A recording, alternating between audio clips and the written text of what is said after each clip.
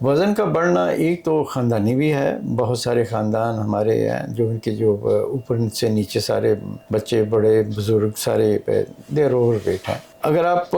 اتنے ایکٹیو نہیں رہتے، چلتے پھرتے نہیں ہیں، آپ اپنا سیڈنٹری لائف سٹائل ہے کہ آپ بیٹھے رہتے ہیں، کمپیوٹر پہ کام کیے، وہیں پہ بیٹھے، وہیں پہ کھایا، وہیں پہ پیا، وہیں پہ سو گئے، تو اس سے ظاہر وزن ہی بڑھے گا۔ اور ان حالات میں جو دیکھا جائے کہ وزن کا ایز سچ جو رول جو ہے وہ نارمل ہیومن بینگ جو ہے نا ایوریج اس کی 70 کلو گرامز کے ارد گرد باڈی ویٹ ہوتا ہے۔ اس باڈی ویٹ کے ساتھ آپ کا جو چلنا پھرنا اور اٹھنا بیٹھنا، باقی جوڑوں کی جو شکست اور ایک تو وہ جتنی ہونی چاہیے اتنی ہی ہوتی، مگر جیسے ہی آپ کا وزن بڑھنا شروع ہو جاتا ہے، آپ کے چلتے پھرتے وقت آپ کے جو گھٹنوں کے اوپر جو وزن پڑتا ہے یا اس کے اوپر جو زور پڑتا ہے وہ بہت